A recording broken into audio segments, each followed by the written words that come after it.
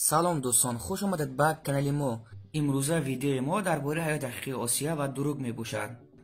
برای دستگیری ما به کانال ابونه شوید. سو برجو جوشکون 15 اپریل سال 2004 در استانبول ترکیه به دنیا آمده است. سو برجو یعنی آسیا گیاهخوار است و بازیگر دوست داشته او توم هنگس و جنیفر لورنس است و خواننده دوست داشته‌اش مایلی سایرس و فیلم دوست داشته‌اش موقع غیر ممکن است.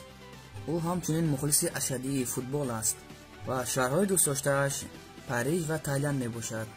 او همچنین حیوانها را نیز دوست می دارد و در خانه‌اش یک سگ و یک گربه دارد. او راننده زبان‌های انگلیسی، آلمانی و فرانسوی است و با این زبان‌ها صحبت می کند. عین حال آسیای مجرد است و دانشجوی دانشکده آمستردام است.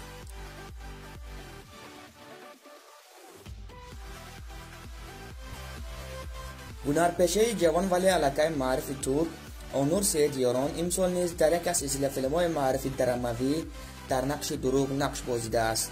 سریال برادران و خواهران 11 این سال 2022 دور موفقیتی موسم نوبتی خود را انجام داد.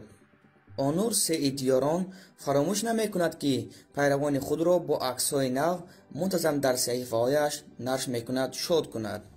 آنور سیدیاران در سال 2016 در آزمون بیست مدل ترکیه شرکت ورزیده در این آزمون با نفوذ صاحب جای اول گردیده است. در حال پس از آنکه آن بهترین مدل شد او را برای اشتراک در تبلیغ و نمایش‌های گوناگون دعوت می‌کنند. آنور سیدیاران فعالیت هنری خود را سال 2017 از اجرای نقش قهرمانی جنبرگ در فیلم کمدی برخیز برو آغاز کرده است. سازندگان فیلم از این استعداد او خوب پی برده او را به فیلم ها دعوت می کنند. در سال 2021 آنور سیدیاران در فیلم مشهور درامایی خواهران و برادران در نقش دروغ نقش بازیده است.